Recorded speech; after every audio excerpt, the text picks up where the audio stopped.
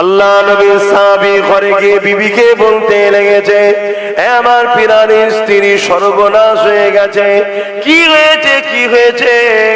আমি নবী পাককে দাওয়াত দিলাম, কানে কানে বললাম, ইয়া রাসূলুল্লাহ, হাবিবাল্লাহ, আপনার আর আবু বকর সিদ্দিক ভাইয়ের দাওয়াত রয়েছে, কিন্তু আমার নবী পাক পুরো যতজন সাহাবা 1500 জন প্লাস রয়েছে, সবাইকে দাওয়াতটা দিয়ে দিয়েছে।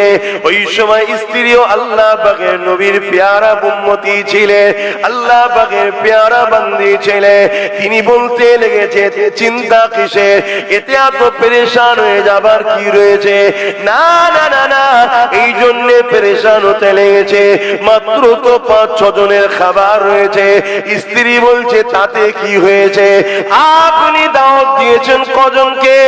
স্বামী বলতে লেগেছে, 2 জনকে।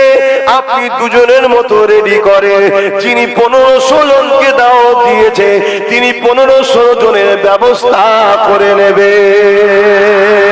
আরো জোরে বলুন সুবহান। হে যুবক, এটা আমাদের নবী, এটা আমাদের নেতা, ইনি আমাদের শাহিনশাহ, ইনি আমাদের বাদশাহ, ইনি আমাদেরকে জান্নাতে নিয়ে যাবে। ভালোবাসেন ইনাকে, ভালোবাসো ইনাকে। কে ইনি? হায় হায় হায় হায়, তিনাকে ছেড়ে দিয়ে আজকে আমাদের যুব সমাজ সব নাচনেওয়ালা, গানেওয়ালা, চোরওয়ালা, খুনিওয়ালা, রেপওয়ালাদের পিছনে ছুটে বেড়াচ্ছে আমরা। আল্লাহর রহমত আমাদের উপরে কি করে আসবে? হ্যাঁ, জিন্দেগিকে পরিবর্তন করো, যা অনেক বড় কথা। এদিকে ওই যে সাহাবী বকরি জবাই করেছে, খাসি, বড় ভাই দেখেছে, বড় বলতে বড় নয়, দুজনই হালকা বয়সে, এই 10 বছর 11 বছর বয়স হবে দুজনেরই, 8-9 বছর বয়স হবে, 2 ভাই। তো বড় ভাই ছোট ভাইকে বলছে, আব্বা কিভাবে বকরি জবাই করেছে দেখবি আয়। ছোট ভাইকে শুইয়ে আর বড় ভাই ছুরি চালিয়ে দিয়েছে। শুনছেন, সাহাবী হুজুরের ছোট বাচ্চা শহীদ হয়ে গেছে, জবাই হয়ে গেছে। এটা দেখার পরে মা বড় ভাইকে ধরতে গেছে, আর বড় যে ছিল সেও ভাইয়ের রক্ত দেখে সেও ঘাবড়ে গেছে। বাচ্চা বুঝে উঠতে পারে না, ঘাবড়ে গেছে। এখন আমাদের হায়াত কম, তাই ছোটবেলায় আমরা পেকে গেছি বেশি রে বাবা। আমাদের বাচ্চারা ছোট ছোট বেলায় সব বুঝে যাচ্ছে। কথা বুঝে আসছে না? নাই কেন থাকবে তো কম, ওই জন্য আগে থেকে সব আল্লাহ বুঝিয়ে দিচ্ছে। তখন তো হায়াত একটু বেশি ছিল। তো যাই হোক, বড় ভাইকে মা যখন ধরতে গেছে, ও ভয়েতে, বড় ভাই উনিও সাহাবী ছিলেন, আল্লাহ মাফ করুক, আমরা আমাদের মতো ভাষায় বলে ফেলছি, আল্লাহ মাফ করুক। উনি তখন ছুটে যেতে গিয়ে ছাতের উপর থেকে পড়ে ইন্তেকাল হয়ে গেছে। ইন্না লিল্লাহি ওয়া ইন্না ইলাইহি রাজিউন। আহা, একটা বাড়িতে 2টো সন্তান, দুজনই ইন্তেকাল হয়ে গেছে। মা 2টো বাচ্চাকে তুলেছে, তুলে গিয়ে একটা জায়গায় রেখে কাপড় চাপাতে দিয়েছে। ভেবে দেখুন, কত নবীর প্রেম হলে চোখের পানিটাকে রুখে দিতে পেরেছে। চোখের পানি রুখে স্বামীকে সাথে করে রান্না করেছে, সব করেছে। এক চুল পরিমাণ স্বামীকে বুঝতে দেয়নি তোমার 2টো বাচ্চা ইন্তেকাল হয়েছে। কেন? স্বামী যদি ফট করে হুজুরের দরবারে গিয়ে বলে ফেলে, রহমতের নবী, দয়ার নবী যদি না আসে, রাসূলুল্লাহ আমার বাড়ির মেহমান হবে। আরে একটা আলেমের সঙ্গে মেহমানদারি করলে যদি কিয়ামতের দিন আলেমের সাথে জান্নাতে যেতে পারে, রাসূলুল্লাহ যার বাড়ির মেহমান হচ্ছে তার জান্নাতে কত বড় সম্মান হবে, এটা ভেবে দেখুন। আল্লাহ পাকের প্রেমিক বান্দি পুরুষ সিনাতে পাথর বেঁধে নিয়ে চুপ করে সব রান্না টান্না করেছে, কমপ্লিট হয়ে গেছে। এবারে বলছে, যান হুজুরকে ডেকে নিয়ে আসেন, রান্না হয়ে গেছে। এক টিপা পানি ফেলে দেয় চোখ দিয়ে। হায় হায় হায় হায় হায়, কি প্রেম তাদের দিলে ছিল রসুলের উপরে। বাচ্চার উপর থেকে প্রেম বেশি। তাই জামার চোখের পানি রসুল হারিয়ে যেতে পারে, নবী সরে যেতে পারে, নবী আসবে না, অতএব বাচ্চা শহীদ হয়েছে, হোক, আমার রসুল যেন বাড়িতে না আসা বন্ধ হয়। জোরে বলুন সুবহানাল্লাহ। আছে আমাদের এই প্রেম? হ্যাঁ। আল্লাহ নবীর সাহাবী চলে গেলেন, আল্লাহ নবীকে গিয়ে বললেন, ইয়া রাসূলুল্লাহ, হাবিবাল্লাহ, হুজুর খানা রেডি হয়ে গেছে, আপনি দাওয়াতের জন্য তৈরি হন, মেহমানি মেজবানের জন্য তৈরি হন। এই যুবক যুবকেরা তরুণীরা বাপেরা আল্লাহ নবী রওনা দিয়ে দিলেন মেহমান হয়ে গেলে নবী আবার রওনা দিয়ে দিলে ওই সাহাবীর বাড়িতে যেতে লাগলেন পিছনে 15,000 প্লাস সাহাবী যেতে লেগেছে আল্লাহ নবী আগে আগে যান পিছনে আবু বকর যায় আর তিনার পিছনে 15,000 সাহাবী যায় ওই সাহাবী হুজুরও রয়েছে এ যুবকেরা তরুণীরা বাপেরা আল্লাহ নবী বলে দিলেন বাবা সাহাবী রে খবরদার বাবা পাত্রখানা হাড়ির খুলবে না বাবা আমার রাসূলুল্লাহ চলে গেলে পাত্রখানা খুললে নিজের জবান মোবারক থেকে লাভ নিয়ে পাত্রের মধ্যে দিয়ে দিলে দিবার পরে বলেছিলেন বাবা সাহাবী রে পুরো সিনিটা না খুলে এক হাত থেকে খসা দিয়ে থাকো আর দিতে থাকো খসা দিয়ে থাকো আর দিতে থাকো এই সময় দস্তখানে খানা এসে গেছে আল্লাহ নবী খানা নিয়ে বসেছে বসার পরে আল্লাহ নবী বলে উঠলেন বাবা সাহাবী রে তোমার দুটো বাচ্চা কোথায় আমি রাসূলুল্লাহ দেখতে পাচ্ছি না ওই বাচ্চা দুটোকে দেখো বাবা বাচ্চা দুটো কোথায় গো বলো বাচ্চা দুটো কোথায় এইটুকু বাচ্চা বলছে আপনারা বলতে পারছেন না কোথায় ইন্তেকাল হয়ে গেছে স্বামী তো জানেন স্বামী স্ত্রীর কাছে যে বলছে কই বাচ্চারা কোথা হুজুর ডাকছে আর আমার ওই বাচ্চাদেরকে খুব ভালোবাসতে বাচ্চাদেরকে ডাকছে দস্তখানে খানা রেডি আছে হুজুর অপেক্ষা করছে বাচ্চাদেরকে নিয়ে খাবে স্ত্রী বলছে জান হুজুরকে যে বলে তখন তো মায়ের চোখ দিয়ে পানি বেরিয়ে যাওয়ার কথা চোখ দিয়ে পানি বেরিয়ে বুঝতে দিচ্ছে না হুজুরকে যে বলে বাচ্চা দুটো ঘুমিয়ে আছে কোরআনে আল্লাহ মওতকে ঘুমের সাথে তুলনা করেছে খবরদার মাথায় আবার শয়তান না ঢুকে যায় যে সাহাবিয়ারা মিথ্যা বলছে নাউযুবিল্লাহ মওতকে আল্লাহ কোরআনে মৃত্যুর সাথে সমতুল্য করেছে জোরে ঘুমের সাথে মওতকে আল্লাহ তুলনা করেছে কোরআনে জোরে বলুন সুবহানাল্লাহ কেউ যখন ঘুমিয়ে পড়ে সে যেন মওত হয়ে গেল তার কথা মাথায় ঢুকছে খুব সাবধান বুঝে বুঝে কথা বলবেন নাই অসুবিধা আছে কেন অল্প বিদ্যা আবার ভয়ঙ্কর বেশি না তার স্বামী এসে বললেন সাহাবী এসে বললেন হুজুর বাচ্চা দুটো ঘুমিয়ে আছে আল্লাহ নবী বললেন যাও বাচ্চাকে ডেকে নিয়ে আসো আবার গিয়ে বললেন বাচ্চাদেরকে ডাকছে স্ত্রী বলছে যান না যে বলেন খুব গভীর ঘুমিয়ে আছে আর এখন উঠবে না যে বলো আল্লাহ নবীকে যেই বলেছে হুজুর আমার জালাল এসে গেছেন আল্লাহু আকবার বললেন না আল্লাহু আকবার হুজুর আমার জালাল এসে গেছে এ বাবা সাহাবী হুকুম হয়েছে রব তাআলার হুকুম হয়েছে মুহাম্মদ সাল্লাল্লাহু আলাইহি ওয়াসাল্লামের উপরে বাচ্চা দুটোকে নিয়ে খেতে হবে জোরে বলুন সুবহানাল্লাহ আরো জোরে বলুন সুবহানাল্লাহ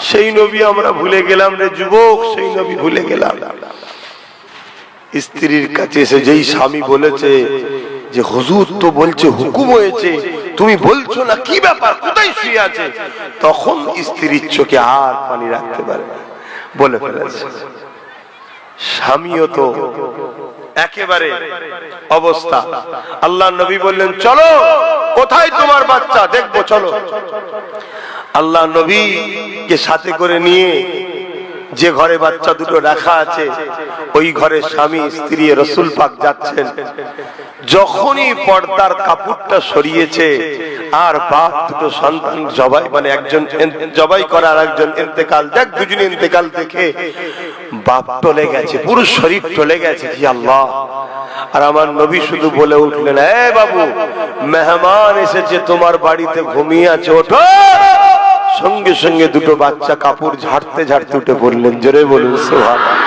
আরো চিৎকার দিয়ে বলুন সুবহানাল্লাহ আরো জোরে বলুন আল্লাহু আকবার আরো জোরে বলুন আল্লাহু আকবার আমি বলবো লাব্বাইক আপনারা বলবেন ইয়া রাসূলুল্লাহ হাত তুলে বলুন লাব্বাইক লাব্বাইক লাব্বাইক নারে দিলে আমাদের নেতা তিনি। যুবক রে, আমাদের নেতা, এই নেতাকে ছেড়ে দিও না, এই নেতাকে মহব্বত করো, ভালোবাসো। ঘটনাটা পুরুষ বলবো না থাকবে, এটা একটা হাদিস, এটা শুধু ঘটনা না, হাদিস ওয়াকিয়া। হ্যাঁ, আল্লাহ নবী বাচ্চা দুটোকে নিয়ে সাথে খেলো, খাবার পরে যে বাচ্চা দুটো আবার ইন্তেকাল হবে তা নয়। মন দিয়ে শোনো যুবক, ওই বাচ্চা দুটো অনেক বড় হলো, বিবাহ শাদী হলো, সন্তান হলো, সাহাবী হলো, তারপরে আবার ইন্তেকাল হয়ে আল্লাহর জান্নাতি মানুষ হয়ে চলে গেল।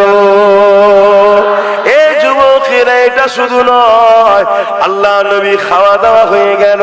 ওই খাওয়া দাওয়ার পর ওই বকরির যত হাড় হাড্ডি ছিল, খাসি, সবগুলো এক জায়গায় জড়ো করেছে। জড়ো করার পর নবী আমার বললে, আল্লাহর পাকের ক্ষমতা, তুমি উঠে পড়ো। সঙ্গে সঙ্গে কান ঝাড়তে ঝাড়তে ওই বকরিটা উঠে বেরিয়ে যায়। এই যুবকেরা, শুধু এটা নয়, নবী আমার যে দস্তখানে খেয়েছিলেন, সাহাবী বলে দস্তখান কখনো যদি নোংরা হয়ে যায়, ধুবার প্রয়োজন হয়, আমি এই দস্তখানকে কখনো পানি দ্বারা ধুই না। ওই দস্তখানে আমার নবী খেয়েছে, এই দস্তখানকে আমি আগুনের মধ্যে নিক্ষেপ করে আগুন ময়লা কোনোকে খেয়ে না, কিন্তু ওই দস্তখানে কোন এক চুল পরিমাণ আগুনে পোড়ায় না। আরো জোরে বলুন সুবহান আল্লাহু আকবার, আল্লাহু আকবার, জিন্দাবাদ, জিন্দাবাদ। আমার নবী, সেই নবীর হয়ে যাও যুবক, কোনো চিন্তা নেই, জান্নাত চলে যাবে, নবীর হয়ে যাও। যাক, আমি একটা কথা বলতে গিয়ে তো অন্যদিকে চলে গেলাম, আলোচনা করছিলাম একদিকে, কিন্তু আর একদিকে করলাম যে যেটাই করছি আপনাদের ঈমান মজবুত হচ্ছে তো নাকি? হ্যাঁ, নবীর প্রেম ও আদবের নাম ঈমান। এই কথা শুনে নবীর উপরে প্রেম বাড়ছে না কমছে? অতএব ওয়াজ শুনতে শুনতে ভাবতে হবে, ওয়াজ শুনতে শুনতে ভাবতে হবে যে মৌলানার কথা শুনে, হুজুরের কথা শুনে প্রেম বাড়লো না নবীর উপরে প্রেম কমলো? যদি বাড়ে জানতে হবে উলামা আহলে সুন্নাত ওয়াল জামাত, এরা যদি কমে যায় জানতে হবে মুনাফিক। শুনছেন না শোনেননি?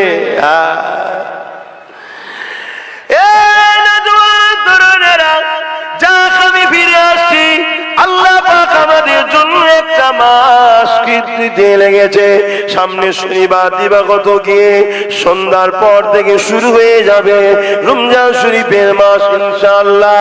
এই মাস আমাদের জন্য রহমতময় মাস, এই মাস আমাদের জন্য বরকতময় মাস, এই মাস আমাদের জন্য মাগফিরাতের মাস। এই মাস যে পেল, আল্লাহ নবী জানিয়ে দিল, সে যদি নিজেকে জান্নাতি করিয়ে না নিতে পারে, তার থেকে হতভাগ্যবান আর কে রয়েছে? অর্থাৎ যে রোজার মাস পেল, সে নিজেকে জান্নাতি বানিয়ে নিতে পারলো। কারণ এই মাসে আল্লাহ অনেক সুযোগ সুবিধা দিয়েছে, এই মাস আল্লাহ রহমতের মাস করেছে। এই রোজাদারদের করে আল্লাহ বলেছে, রোজা হলো আমার খাস ইবাদত। এই রোজাদারকে আল্লাহ নিজে হাতে পুরস্কৃত করবে কাল কিয়ামতের ময়দানে, যেদিন নফসি নফসি সবাই করবে, মাথার এক বেগ দেখতে লেখা উপরে আল্লাহ সূর্যকে নামিয়ে দেবে। মানুষের পাশিরা কোনো গলে গলে নাক দিয়ে ঝরে ঝরে পড়তে লাগবে, মাথার সেনুগুলো গলে গলে নাক দিয়ে ঝরে ঝরে পড়তে লাগবে। এই কঠিন দিনেতে আল্লাহ আখিরাত আজিমের উপরে একদল লোক নিশ্চিন্তায় বসে বসে বসে বসে আল্লাহ পাকের জান্নাতি খানা খেতে থাকবে। আরো জোরে বলুন সুবহান। ফেরেশতারা জিজ্ঞাসা করবেন, আল্লাহ পাকেরা কারা? যে ময়দানে মাশরে সবাই পরেশান রয়েছে, ইনারা কারা? যারা নিশ্চিন্তায় বসে বসে জান্নাতি খানা খাচ্ছে। কি গো, গরমে কষ্ট হচ্ছে নাকি? এত লড়ন চরণ হচ্ছে কেন? উসপাস হচ্ছে কেন? কষ্ট হচ্ছে গরমে বলবেন, তাহলে আমি দোয়া করে দেবো। কেন কষ্ট দিয়ে বাপ ধর্ম হয় না তো। তাহলে কিয়ামতের দিন একদল লোক নিশ্চিন্তায় জান্নাতি খানা খাবে। তারা কারা? ফেরেশতারা জিজ্ঞেস করছে, আল্লাহ এরা কারা?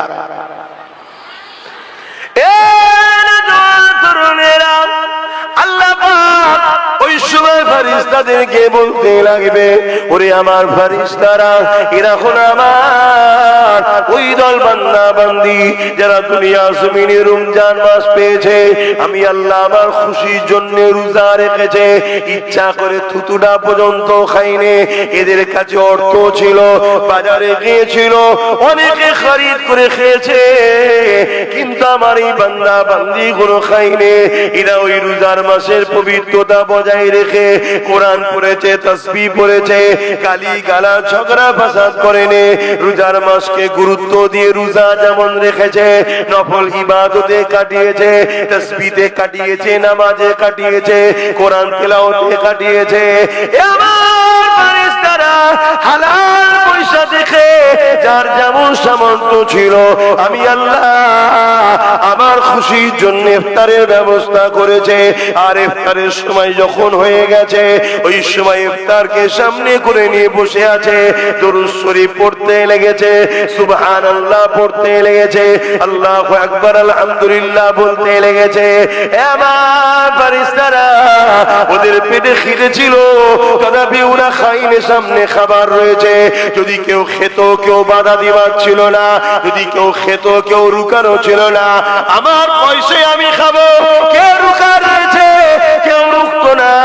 আমার ফেরেশতারা ওদের পিপাসায় বুক ফেটে যাচ্ছিল, পানিও সামনে ছিল, তথাপিও পানি পান করছিল না, কেননা ওরা আমি আল্লাহ আমার হুকুমকে মেনেছে।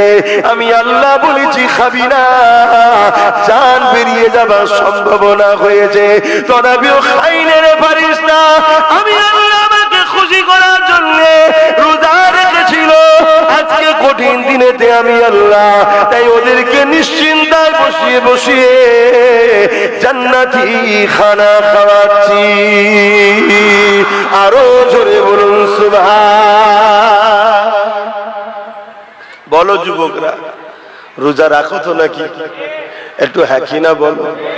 ইনশাআল্লাহ কারা কারা এই বছর রাখার নিয়ত রেখেছে একটু হাত তুলে দেখাও। ছোট ছোট বাচ্চারা নয়, ও ছেলে রাখবে, মাদ্রাসায় পড়ে, ও রাখবে, কিছু বলার নেই। মাদ্রাসার ছেলেরা ছোটবেলাতেই রাখে। এই বছরে কারা কারা রোজা রাখার নিয়ত করেছে হাত তুলে দেখাও, লম্বা করে হাত তোলো। হাত না আমার কিছু ভাই দেখছি হাত তোলেননি, কেন আপনারা রোজা রাখবেন না? না আমি লেবারি করি, আমি ডেলি খাটি, না খাটলে খাবো কি? আপনি জীবনে বড় হতে পারেন না এই কারণে, আপনি জিন্দেগিতে কামিয়াবি হতে পারেন না এই কারণে আপনার আল্লাহর উপরে ভরসা নাই, নিজের শরীরের উপরে ভরসা, নিজের খাটানির উপরে ভরসা। কাল যদি আপনাকে বিছানায় ফেলে দেয় আল্লাহ বিমারে, খাবেন কি? বলুন, কথা মাথায় ঢুকছে? আমি আবার বুঝাচ্ছি, একটা কেউ যেন রোজা মিস না করে, যারা উপযুক্ত হয়েছে, যারা বাচ্চা, আলাদা কথা, বাচ্চাদের জন্য ধর্ম আর কোন নিয়ম কানুন এখন নেই, মাফ। আর না হয় মনে রাখবেন, আগামী দিন খরা আসছে, খরা। আল্লাহ নবী সব ঘোষণা করে গেছে, সেদিন কিন্তু দোদকে মরতে হবে। আর রোজাদাররা যারা রোজা রাখেনি, রোজার মাসে খায় দিনের বেলা, জাহান্নামের কেঁচি দিয়ে তাদের জিভকে কাটা হবে, মনে রাখবে। খবরদার।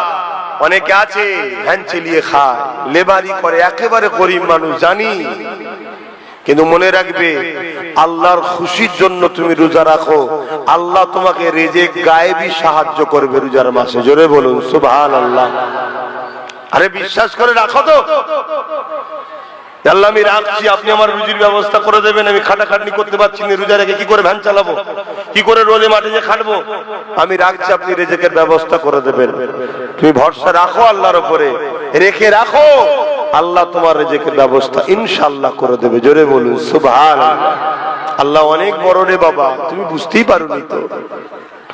তুমি তো চিনতেই পারলে না তোমার খোদাকে। হ্যাঁ,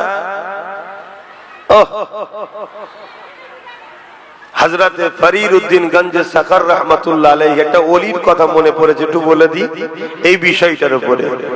আপনারা ওলি আল্লাহদের কথা শুনলে আবার অসুবিধা নেই তো? কেন এখন আবার একদল বেরিয়েছে ওলি আল্লাহদের ঘরে গালি দেয়, পীর ওলিদেরকে মানে না। শুনছেন তো নাকি? এই আর এক জাহান্নামী দলের অনুসারী করে চলছে। আল্লাহ ওয়ালাদেরকে যারা মানে না তারা জাহান্নামী ছাড়া দ্বিতীয় কিছু নয়, মনে রাখবেন। এবং কিয়ামতের দিনে আল্লাহ তাদের বিরুদ্ধে যুদ্ধের ঘোষণা দিয়েছে। বলুন নাউজুবিল্লাহ। খুব সাবধান। হযরতে ফরিদ উদ্দিন গঞ্জ সাখর রহমাতুল্লাহ আলাইহি, তিনার নাম হচ্ছে ফরিদ, কিন্তু গঞ্জ সাখর কেন লকাব হয়েছে? উনি তখন ছোট ছিলেন। শুনছো তো? বিশেষ করে আমার মা গুলো শোনো, তোমরা তোমাদের বাচ্চাদের ঘরে কি মানুষ করছো মা আল্লাহ জানে আর তুমি জানো। হ্যাঁ, হযরতে ফরিদ উদ্দিন গঞ্জ সাখর রহমাতুল্লাহ আলাইহি কে তিনি তখন ছোট ছিলেন, একেবারে বাচ্চা। মা বলছে বাবা তুমি নামাজ পড়ো বাবা। তো বাচ্চা জিজ্ঞেস করছে মা নামাজ পড়লে কি হবে? মা বলছে আল্লাহ খুশি হবে। বাচ্চা জিজ্ঞেস করলে আল্লাহ খুশি হলে কি হবে? বাচ্চারা যেমন বলে রে বাবা, আপনাদের তো বাচ্চারা বলে। তখন মা বলছে আল্লাহ খুশি হলে তোমাকে মিষ্টি দেবে। বাচ্চারা মিষ্টি পছন্দ করে না করে না? মা এখন বলেছে আল্লাহ খুশি হলে তোমায় কি দেবে? মিষ্টি দেবে খেতে। বাচ্চা খুশি হয়ে গেছে, মিষ্টি খাবো। তো উযু করে মুসাল্লায় বিছানো আছে, দাঁড়াবে। মা আগে থেকে মুসাল্লার ভেতরে মিষ্টি দিয়ে দিয়েছে। বাচ্চা সালাম ফিরিয়ে মুসাল্লা তুলে দেখছে মিষ্টি। আসমানের দিকে মুখ করে বলছে আল্লাহ আপনি খুব ভালো। জোরে বলুন সুবহানাল্লাহ। বাচ্চা তো মিষ্টি পেয়েছে, খুশি। টাইমে টাইমে নামাজ পড়ার মা আগে থেকে মিষ্টিতে দেয়, খায় খায়।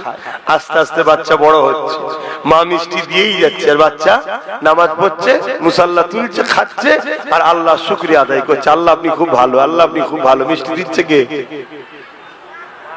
মা জাহিরি, কিন্তু হাকিকাতে তো মাকেও তো আল্লাহই দিয়েছে, ঠিক না? কিন্তু আমরা দেখছি মাই দিচ্ছে।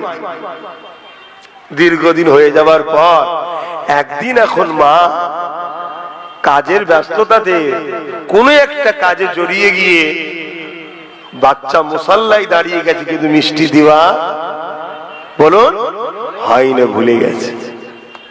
আহা, মা পর্দার আড়াল থেকে দেখছে আজ আমার বাচ্চাকে আমি কি বলবো। আল্লাহ আল্লাহ তুমি কত দয়ালু। আহা, বাচ্চা সালাম ফিরিয়েছে, মুসাল্লা তুলেছে, বাচ্চা মিষ্টি খাচ্ছে। জোরে বলুন সুবহানাল্লাহ। আরো জোরে বলা যাবে না? বলুন আল্লাহু আকবার। মা তো অবাক হয়ে দেখছে, আরে আমি মিষ্টি তো দিইনি, মিষ্টি তো দিইনি। বাচ্চা মুসাল্লা তুলে দিয়ে মায়ের কাছে আসছে, মা সরে গেছে, পর্দা সরে গেছে। সে বলছে মা একটা কথা আছে। কি কথা? বলছে এতদিন মিষ্টি দিতে আলাদা মজা, আজকের মতো মজা কোনোদিন পাইনি। জোরে বলুন সুবহানাল্লাহ। আজকে আমার আল্লাহ ফারিস্তা পাঠিয়েছে, যা আমার ফরিদ আমাকে সেজদা করছে, ও মায়ুস হয়ে যাবে, বাচ্চাটা মায়ুস হয়ে যাবে, যা এ ফারিস্তা গিয়ে ওর মুসাল্লার তলায় মিষ্টি দিয়ে। জোরে বলুন সুবহানাল্লাহ। জান্নাত থেকে নিয়ে এসে দিয়েছে। বলুন যুবকেরা, আল্লাহ তোমায় দেবে, খবরদার রোজা কাজা করবে না। শুনছো আমি কি বলছি? খবরদার রোজা কাজা করবে না। তুমি মুসলমান দাবি করবে কোন মুখে তাহলে? হ্যাঁ, তুমি ভাববে হুজুর তুমি কি আমার কষ্ট বুঝবে? আমি বুঝি না 100%। তোমার আল্লাহ কি তোমার কষ্ট বোঝে না? তুমি এটা বলতে চাইছো? আল্লাহ তো তোমায় পরীক্ষা নিচ্ছে গরিব করে, আল্লাহ তো তোমায় পরীক্ষা নিচ্ছে গরিব করে। আল্লাহর খুশির জন্য রোজা রাখো, খবরদার রোজা কাজা করবেন না। একটা ইহুদি ঘরের লোক, এই কথাটা মন দিয়ে শুনবেন, একটা ইহুদি ঘরের লোক বাচ্চা খেলে বাজারে গেছে। বাচ্চা ছেলে বোঝে না, খাবার নিয়ে খাচ্ছে। রোজার মাস ছিল। ইহুদি ধর্মের লোকটা বাচ্চাকে বকেছে, ডেটেছে। এই বাবা, মুসলমানরা রোজা রাখছে, তুমি খাচ্ছ সবার সামনে। ধরুন রোজাদারের সামনে খেলে আরো বেশি কষ্ট হয় না, এই জন্য বাচ্চাটাকে বকছে। খাবারটা নিয়ে নিয়েছে। এই যে রোজাকে সম্মান দেখালো, আল্লাহ খুশি হয়ে গেলেন। ওই ইহুদিকে ঈমানের কলেমা আল্লাহ মিলিয়ে জান্নাতি করেছে। জোরে বলুন সুবহানাল্লাহ, আরো জোরে বলুন সুবহানাল্লাহ। তাহলে আজকে আমরা মুসলিম ঘরের ছেলে হয়ে রোজাকে সম্মান জানালে আল্লাহ আমাদেরকে নাজাত দেবে না? তোমার রুজি বরকত হচ্ছে না কারণ এই কারণেই তুমি আল্লাহকে বলো, আল্লাহ আমি বড় গরিব, রোজ খাটতে হয়, আর বাকি আছে এক সপ্তাহ, তাই তো নাকি? এক সপ্তাহ বাকি আছে, আর কি একদিন বেশি, 8 দিন বাকি আছে। আল্লাহ আমি বছর রোজা রাখবো নিয়ত করেছি, মালিক তুমি এই 8 দিনে আমাকে 1 মাসের রোজার ব্যবস্থা করে দাও। বলো না খোদাকে, মুখ খুলে তো কখনো বললে না, যাত্রার কাছে হাত পাতার বেলায় তো বলো সব জায়গায় যে হাজির। আল্লাহকে বলো, দেনেওয়ালা মালিক আল্লাহ, তিনি তোমাকে কোথা থেকে ব্যবস্থা করবে তিনি ভালো জানো, তোমার জানার অত দরকার নেই, তিনি ঠিক ব্যবস্থা করে দেবে। জোরে বলুন ইনশাআল্লাহ, আরো জোরে বলুন ইনশাআল্লাহ। দরুদ শরীফ আল্লাহুম্মা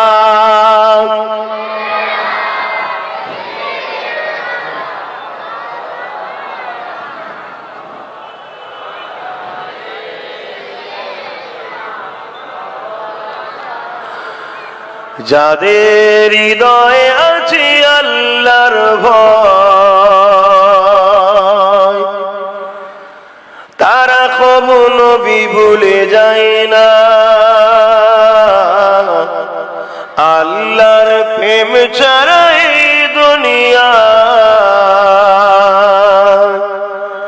কারো কাছে কোনো কিছু চাই না। যাদের হৃদয়ে আল্লাহর ভয়, তারা কবু নবী ভুলে যায় না। আল্লাহ প্রেম ছাড়া এই দুনিয়া কারো কাছে কোনো কিছু চাই না। রাতের আঁধারে যারা সিজদাতে রত, দু চোখের আঁসুতে নদী যেন বয়। রাতের আঁধারে যারা সিজদাতে রত, দু চোখের আঁসুতে নদী যেন বয়। ছলনার খাঁচানি যত আসো, ছলনার খাঁচানি যত আসো, পিছনে ফিরো তাকাই না। যাদের হৃদয়ে আছে আল্লাহর ভয়, তারা কবু নবী ভুলে যায় না। আল্লাহ প্রেম ছাড়া এই দুনিয়া কারো কাছে কোনো কিছু চাই না। দিন কায়েমের পথে যারা অবিচল, তারা হলো আল্লাহর প্রিয়জন। আল্লাহর প্রকৃত প্রিয়জন কারা? যারা দিন কায়েমের জন্য সব সময় পেরেশান হয়ে থাকে, সব সময় ব্যস্ত থাকে। দিন বলতে ইসলাম, ইসলাম বলতে বলো নামাজ রোজা দাঁড়ি টুপি এইটুকু, এগুলো ইসলাম। কিন্তু ইসলাম বলতে অন্যায়কে মিটিয়ে ন্যায় প্রতিষ্ঠিত করা, নেশা মুক্ত সমাজ গড়া, সুদ মুক্ত সমাজ গড়া, খুন মুক্ত সমাজ গড়া, রেপ মুক্ত সমাজ গড়া, এর নাম ইসলাম। যেই সমাজে জঙ্গি থাকতে পারে না, সমাজ বিরোধী থাকতে পারে না, আতঙ্কবাদী থাকতে পারে না, তাদের বিরুদ্ধে লড়াই করার নাম ইসলাম। জোরে বলুন সুবহানাল্লাহ। আমরা তো ইসলামকে বুঝতেই পারলাম না, তাই তো অনেক মুসলমান আছে আমার সমালোচনা করে। সমালোচনা করে না করে না, এরা কিয়ামতের দিন আল্লাহর কাছে জবাব দেবে। কেন সমালোচনা করে? আমি ওই আমার ভাইকে রাজনীতিতে নেপিয়েছি, সমালোচনা করার জন্য করে না করে না। অথচ গাদ্দার মুনাফিক গুলো জানে না যে মদ মুক্ত সমাজ করার নাম ইসলাম। আজকে তোমরা যাদের দালালি করছো তারা মানুষকে মাতাল বানাচ্ছে। এই রাজনীতি করা হারাম, যে রাজনীতিতে মদ চলে। ফতোয়া দিয়ে যাচ্ছি, রুহে জমিনের উপরে কোন মায়ের লাল তাকে ফতোয়াকে কেটে দিক, কেটে দিক। শুনছেন না শোনেন নে? কিন্তু মূর্খ মুসলমান জানেন আমার সমালোচনা করে। আরে মদকে বন্ধ করতে গেলে হুজুর ফু দিয়ে বন্ধ হয় না, ওর জন্য আইন করতে হয়। আইন করতে গেলে রাজনীতি করতে হয়। আব্বাস সিদ্দিকী করেন, কিন্তু তার ভাইকে করাচ্ছে কেন? সে যাতে ওই জায়গায় ঢুকে মদের বিরোধী করতে পারে, মদকে বন্ধ করতে পারে। আজ হয়নি, চেষ্টা করছে, কাল হবে, 10 জন বাড়বে, 20 জন বাড়বে। তুমি যা বিরোধী করছো, বিরোধী করা বন্ধ করবে একদিন, সেদিন আস্তে আস্তে শক্তিশালী হবে। সেদিন সমাজে মদ বন্ধ হবে, রেপ, মদ বন্ধ হলে রেপ বন্ধ হবে, মদ বন্ধ হলে অ্যাক্সিডেন্ট বন্ধ হবে, মদ বন্ধ হলে খুন বন্ধ হবে, মদ বন্ধ হলে ফিতনা বন্ধ হবে। কেন 100টা যদি ক্রাইম হয়, সমীক্ষা বলছে মদের কারণে 80টা অন্যায় হয়। শুনছেন না শোনেন? তাহলে আমাদেরকে মাথায় রাখতে হবে, যারা মদের পক্ষে তাদের সঙ্গে থাকার নাম হারাম, যারা মদের বিরুদ্ধে তাদের সঙ্গে থাকতে হবে। ছিল না একদিন আলাদা কথা, আজ যখন নবী বংশের বাচ্চা ডাক দিয়েছে, তার ডাকে সাড়া দিয়া ইমানি দায়িত্ব আছে না নাই? কিন্তু দায়িত্ব যদিও দিয়েছেন আপনারা, কিন্তু আবার কিছু লোক গাদ্দারিও করছে। ওই গাদ্দার গুলো মরণের সময় দেখবেন কলেমা জুড়বে না। এত বড় নেব খারাম গাদ্দার ওরা, আল্লাহ ওদের বিচার করবে। কিন্তু 2-5 জন গাদ্দার হয়েছে বলে কি পুরো 19 হল গাদ্দার নাকি? অতএব 2-5 জন গাদ্দারের বিচার আমরা করব না, আল্লাহর হাতে দিয়েছি, আল্লাহ বিচার করবে। হারামখোর গাদ্দার, মানুষ কত কষ্ট করে তোর সাথ দিল, তুই গাদ্দারি করছিস, মুনাফিক, তোর বিচার হবে। আজকে হজ হাউসের মধ্যে মদ পাওয়া যাচ্ছে, জানেন না? জানেন না? এই দেখেছেন হজ হাউসের মধ্যে মদ, কেউ জানতো? কেউ জানতো? সেই তোমাদের পীরজাদা, তোমার দাদা পীরের খুন, সেই নওশাদ সিদ্দিকী হজ হাউসের মধ্যে গিয়ে হঠাৎ করে ঢুকেছে, ঢুকে দেখছে মদের বোতল। যেখানে মদ পাওয়া যাচ্ছে ওখানে মেয়ে নিজে অন্য কিছু হয়নি, কি মানে আছে?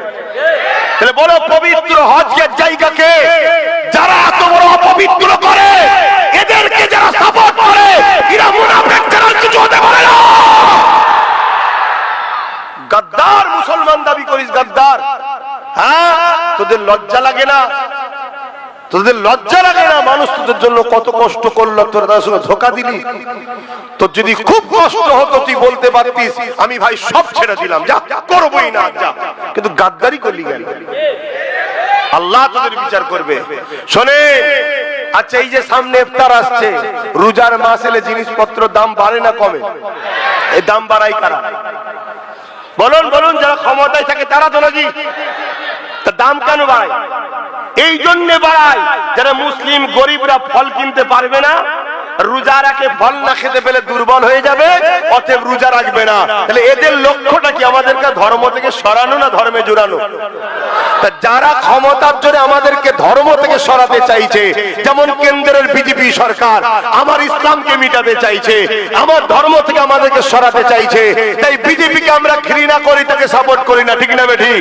কিন্তু কেউ যদি সেকুলার সেজে, মুসলিম দৌদি সেজে, রোজার মাস এলে ফলের দাম বাড়ায়, জানতে হবে এরাও আমার ধর্মের দুশমন না বন্ধু?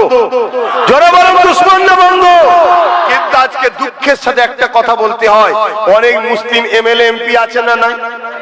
কোনদিন কোন মুসলিম এমএলএ এমপির মুখ থেকে শুনেছেন বিধানসভার ভেতরে গিয়ে বলেছে যে ফলের দাম কমাতে হবে, রোজা আসছে ফলের দাম কমাতে হবে, রোজা আসছে ফলের দাম কমাতে হবে? কোনদিন শুনেছেন?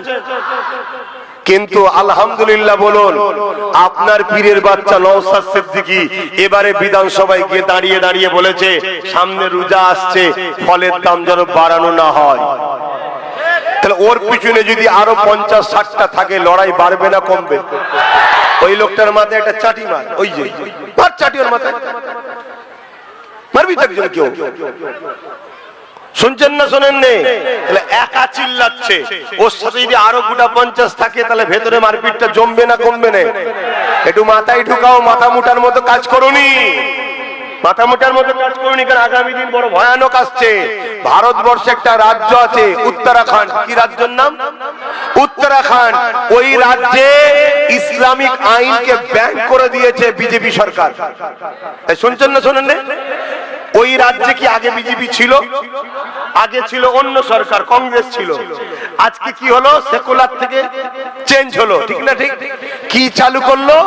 ইউসিজি, ইউনিফর্ম সিভিল কোড চালু করেছে। অর্থাৎ ইসলামিক ল অনুযায়ী আমরা চলতে পারবো না। তাহলে আস্তে আস্তে বাড়ছে না বাড়ছে না? তাহলে আমাদেরকে তো সতর্ক হওয়া দরকার। ওখানে হচ্ছে, কাল এখানে আসবেনের কি মানে আছে? কথা বলো।